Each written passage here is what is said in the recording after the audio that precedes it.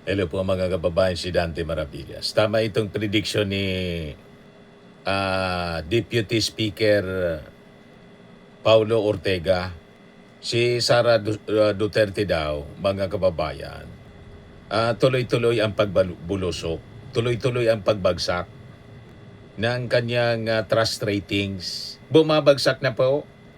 Hindi kasi niya sinasagot yung mga corruption allegations. Siyempre, mawawala ng tiwala mga kababayan yung ating mga mamamayang Filipino. Lalo ready daw siya na sagutin. I want a bloodbath sabi niya. Pero wala pa mga kababayan na nangyayaring bloodbath. Ang ginawa niya, mga kababayan, kahit hindi niya inaamin na may kinalaman siya, nag-deny po kahapon na may kinalaman siya sa petition sa Supreme Court. Wala daw siyang alam. Naniwala gayon doon. Gagalaw si Turion, tapos si Vic Rodriguez, pati si Topacio. Siyam na mga abogado, gumalaw. Sabay-sabay nag-file ng petisyon, mga kababayan. Tapos wala daw siyang kinalaman. Kaya sabi po ni Congressman Paulo Ortega, nakikita ko niya ang patuloy na pag-slide ng trust ratings ni Sara Duterte. Sa gitna ng hindi niya pagsagot sa corruption issues, DS Ortega sees further slide in BP Duterte trust ratings amid unanswered corruption issues, flags strongest distrust in Mindanao. Sabi po ni Ortega, tingin ko, babagsak pa yung trust ratings niya. Matagal nang nakabitin yung mga issue na yan na hindi niya maipaliwanag kasi wala naman siyang sagot dyan. Yan ang nakatanim sa isipan ng taong bayan. Kaya ganyan kalawak ang distrust sa kanya. Ortega, one of the endorsers ng fourth impeachment complaint laban kay Sara Duterte. Tama po yung analysis ni Congressman Ortega. Pabulosok ng pabulosok po yung ratings ni Sara. Kasi po normal siya. Pag ikaw nasa taas, bababa ka, siyempre. Yan nakita ninyo yung mga nangunguna sa survey na matagal pa yung eleksyon. Talo.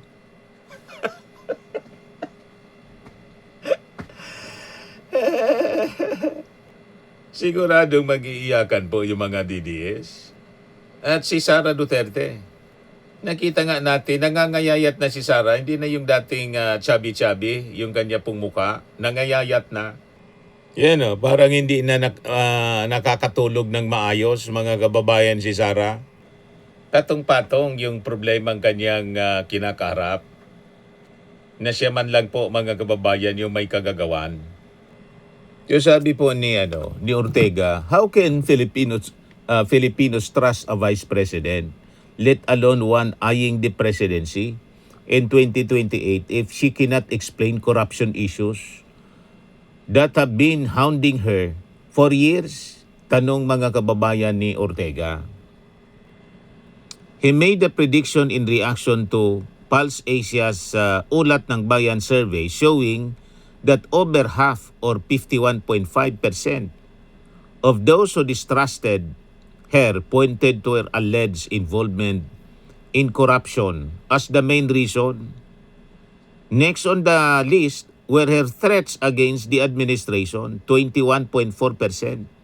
Repeated cursing, 5.4% yung pagmumura niya. Inability to do anything, 5.1%. And frequent travels abroad, 4.5%. Unti-unti na pong nagigising yung ating mga mamamayang Filipino sa patuloy na pag-iwas ni Sara Duterte. So doon nare-realize ng ating mga kababayan, talagaan niyang totoo. Kasi kung hindi totoo yung mga corruption allegations, harapin niya yan. Sasagutin niya isa-isa at bubuklatin niya yung mga dokumento na nagpapatunay mali yung mga akusasyon laban sa kanya. Umiiwas mga kababayan. So ang ibig sabihin pag umiiwas, tulad ng sinasabi natin, flight is an indication of guilt. Yung pag-iwas, pagtakas, sa mga katanungan, pag-iwas sa mga katanungan is an indication of guilt. Guilty kasi. So sabi dito mga kababayan sa balita, the House leader noted that the survey was conducted before Duterte declined the invitation of the House Committee on Justice and prior to the filing of a petition by lawyers identified with the Duterte before the Supreme Court seeking to halt the House impeachment hearings. Kaya ganon ang prediction ko.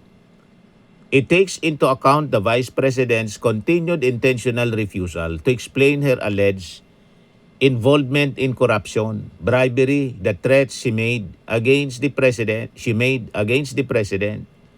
misuse of hundreds of millions in taxpayers' money, among other issues, and her efforts to frustrate accountability mechanisms.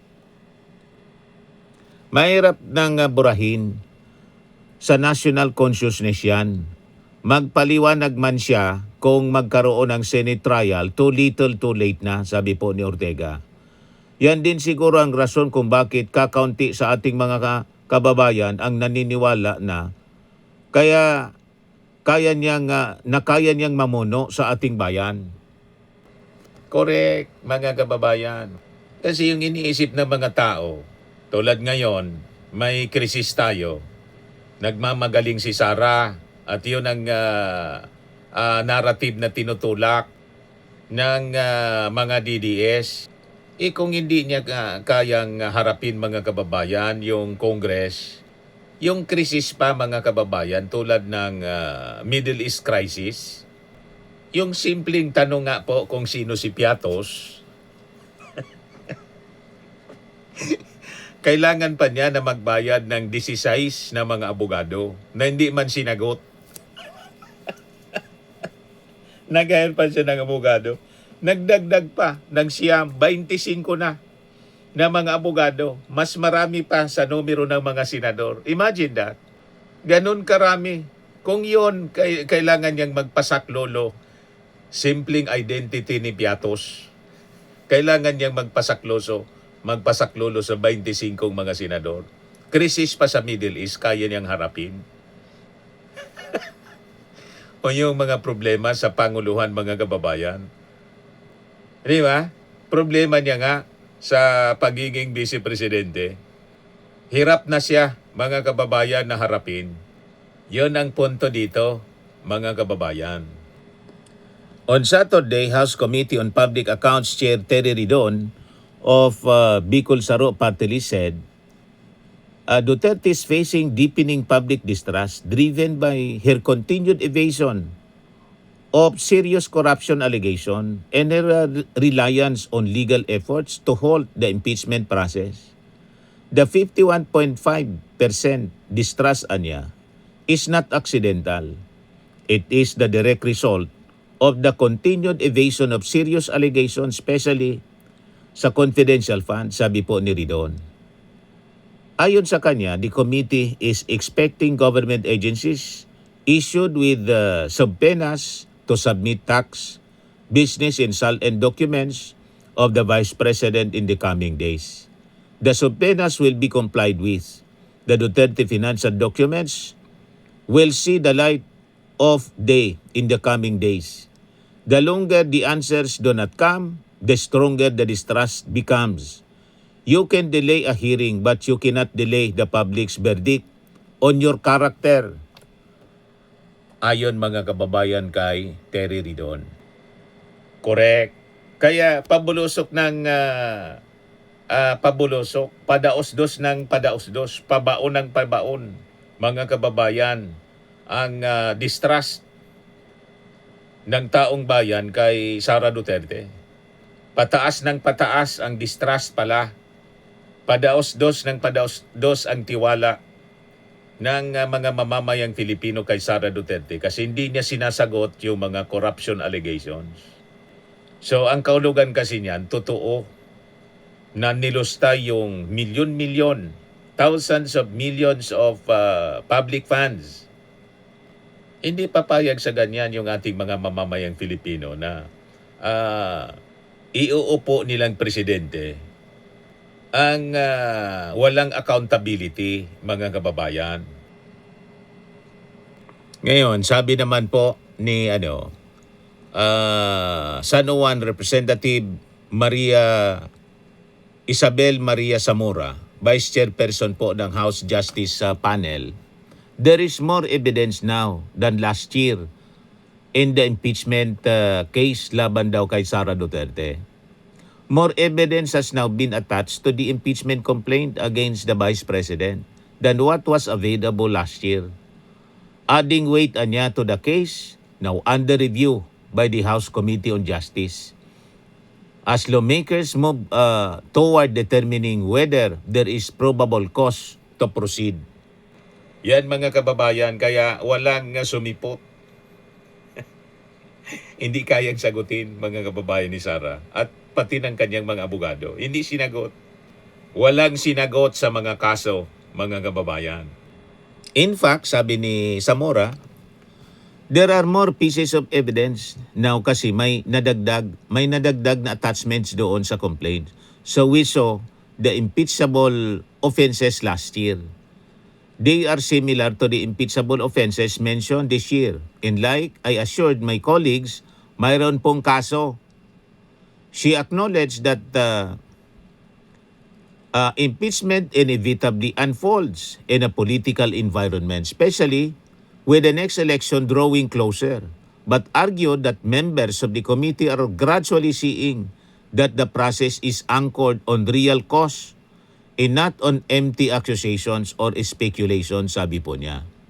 Well, of course, dahil paparating na po ang next election, kaya again, we admit nga po this is a political process. But as we go along, I believe that our colleagues are seeing the cause that the members of the Committee on Justice are fighting for, ika nga.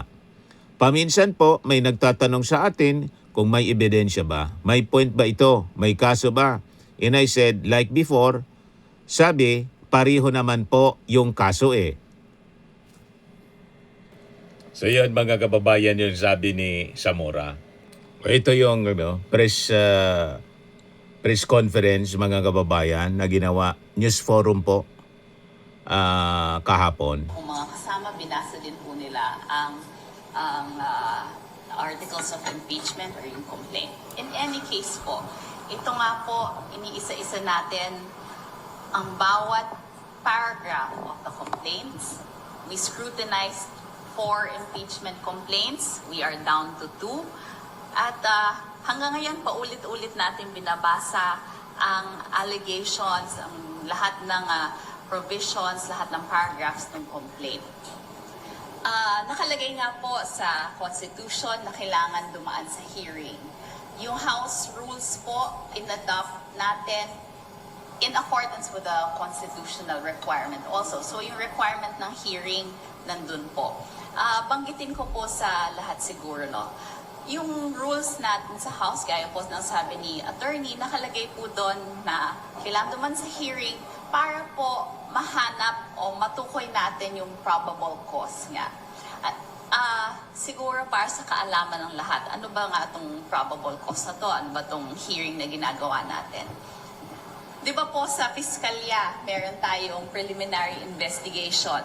So, yun po ang ginagawa natin ngayon. So, kami pong members ng House Committee on Justice, para po kaming piskal, yung prosecutors, ito po ang step bago po ipasa sa trial court ang isang kaso.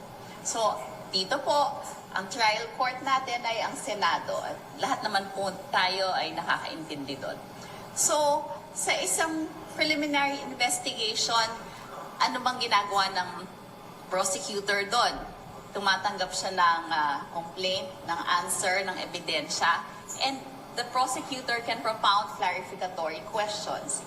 Yun po ang ginagawa namin or gagawin namin in the next hearings kapag dumating na ang mga witness o yung respondent o the complainant. Yun po ang gagawin natin, clarificatory questions as prosecutor or as prosecutors or as the fiscals. Yun po ang status ng ating proceedings ngayon. A formal invitation has been sent to the Vice President to appear before this proceeding. And clearly, she opted not Not to to attend. not to attend. Ang tanong ko lang, ma'am, is her non-attendance, can it be construed as a waiver of her right to be heard at this stage?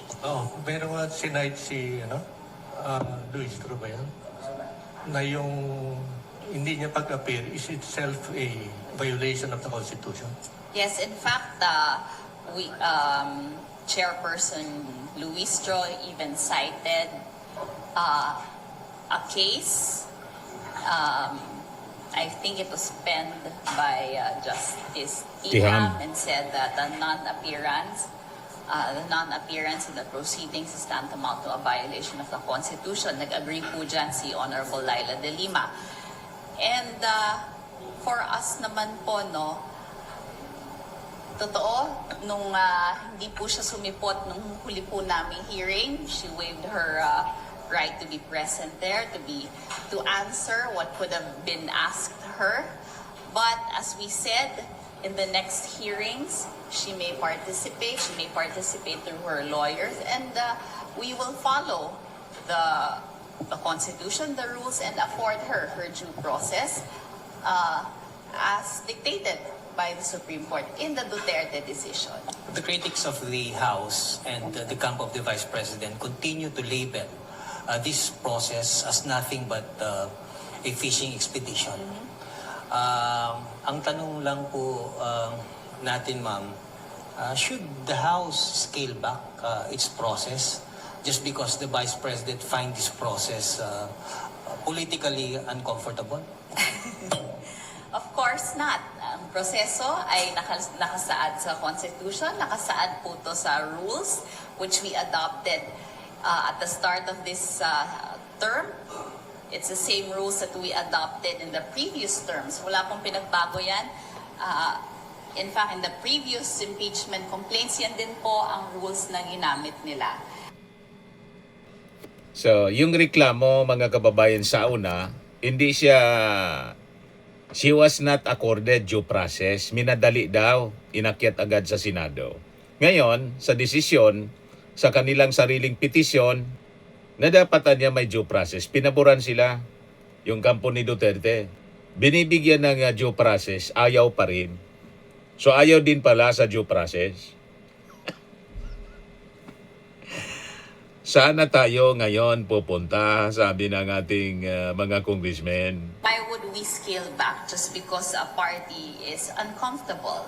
That would be irresponsible on our part. Well, kaya nga siya may abogado. We expected her to do everything to question the proceedings before the Committee on Justice. Kaya nga sabi namin, expected naman na magkakaso siya sa Supreme Court. But we assure the public that we are doing everything that is dictated by the Constitution and by the rules. Mama, yung mga abogado ni Vice President Sara Duterte, ngayon pa man, sinisira na yung kredibilidad ng Madriaga. Ano daw ang credibility ng isang bilanggo na testigo? Parang naalala ko lang, may dating senador na pinakulong dahil ang testigo ay puro bilanggo. Laila de Lima yata po ang pangalan nun. Tama po. Mama nito, sa legal parlance po ba, meron po bang there is a thing as moving goalpost? Na depende kung sinong hahatol, kung sinong kapaboran, kung kaninong kapaboran, gagamitin yung ganong mga makapanira na mga pahayag. Tama po kayo, no? Nangyayari nga po yun. You're correct, no? That happened during the time of Honorable Laila de Lima. Ang stand po namin sa Committee on Justice as regards allegations that Madriaga is of a questionable character, kaya nga po tayo naghi-hearing. Wala pa naman po kaming sinasabing may probable cause na. Hindi pa po naman namin sinabi na there is probable cause to forward the articles of impeachment to the Senate. In fact, wala pang articles of impeachment. Magkakaroon lang pong articles of impeachment kapag sabihin po ng House Committee on Justice, may probable cause, gagawa po tayong resolution at kalaki po ng resolution na yan ang articles of impeachment. So ngayon, kaya po tayo nagpapatawag ng hearing, aside from mandato po namin na gawin yung hearing na yan, ay to determine kung meron ngang probable cause, kung tama ba itong mga affidavits na ito, kung to verify the veracity of the attachments to the complaint and to the attachments in the answer kung meron man. So, wala pa po kaming sinasabi na may probable cause na at may articles of impeachment na. Dito pa lang po namin titingnan yon sa hearing. Sinasabi nila, the House is conducting a mini trial. Pero, am I correct in understanding ko na si Chairperson Luis Tro mismo ang nagsabing na nabanggit niya, sort of a mini trial. Yeah. Quotation courts. Okay. Quotation na, di ba? Yes. To her defense, no, she used the term mini trial very loosely, and that's how we will address this issue. Mini trial is not a legal term. It is not defined. And although it is defined in the Alternative Dispute Resolution Act, and the definition in that act po, sinasabi lang na in fact hindi siya trial. It's like a meeting of the parties and there is some sort of a mediator. In short, hindi pa rin po siya trial. Bakit po hindi itong sinasabi nilang mini trial ang ginagawa ng Justice Committee? Bakit po namin sinasabi na hindi po ito trial? Unang-una, ang trial po ay mangyayari sa Senado. Tanggap po ng lahat yon. Second, ang sabi po, mag-hearing po kami. Sabi po ng Constitution, sabi po ng rules namin na kailangan namin mang-hearing. So ito po ay hearing nga po to check whether there is probable cause. So in a sense, it is a preliminary investigation. So hindi po siya trial. Attorney Dina, Apo. Help us make sense of the impending decision of the Supreme Court regarding the Torion petition, whether to approve or deny the application for TRO. Naitanong ko lang po ito dahil siyempre nung nakaraang taon, hindi pabor. Pabor doon sa respondent yung naging desisyon ng Korte Suprema.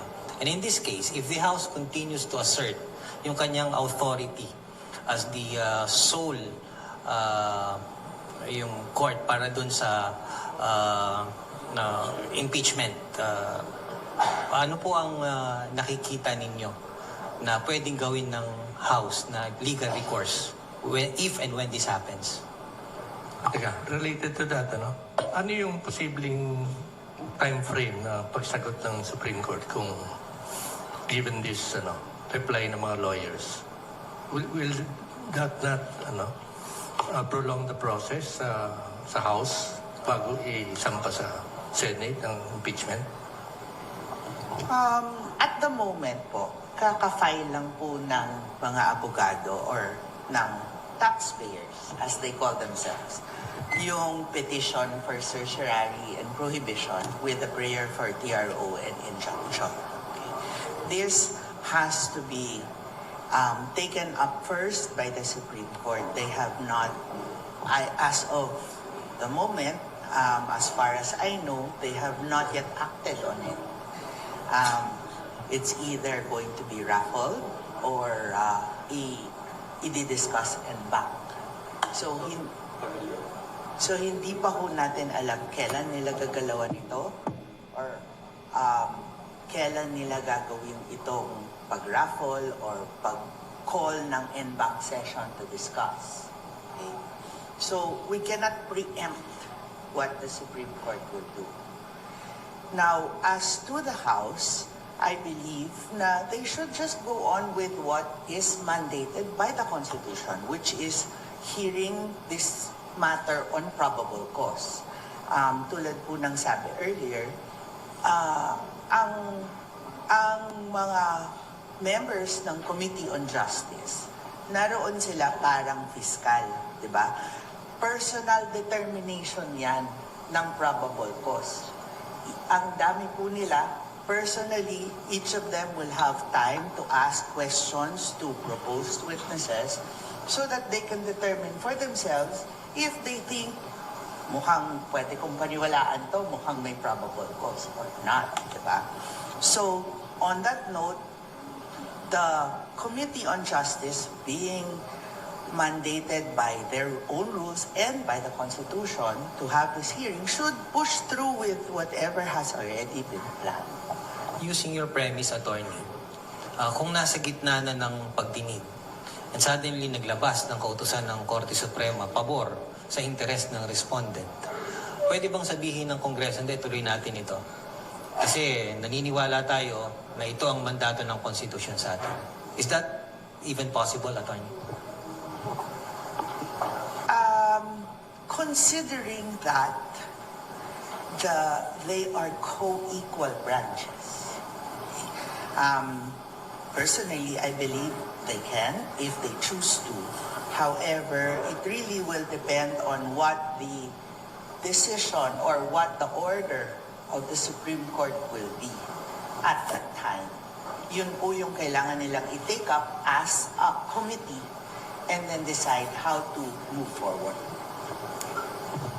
Ito yung actual na sinabi ni Attorney Torion. It allowed yung House hearing. It allowed the third and fourth impeachment complaints to survive despite defects in form and substance, and then attempted to cure those defects through a subpoena-driven evidentiary process. Ibig sabihin yung ginagawa ng House, yung require na bank accounts na tapos yung iba pang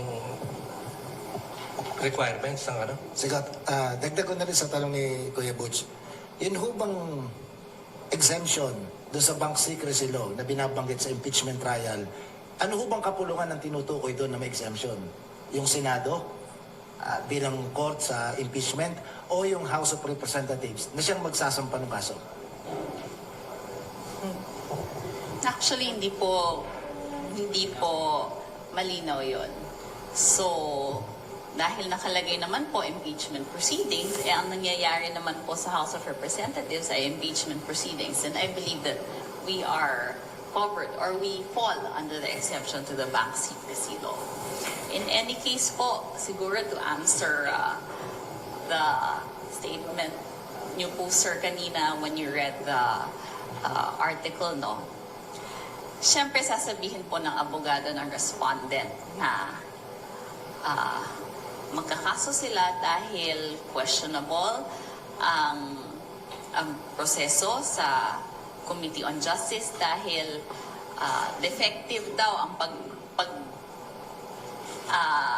declare namin na it is sufficient in form and that they are sufficient in substance. Siyempre, sasabihin po nila yun dahil sila ang abogado ng respondent, di ba po? But, as everyone saw, inisa-isa po namin, again, ang mga provisions, ang mga paragraphs ng bawat complaint.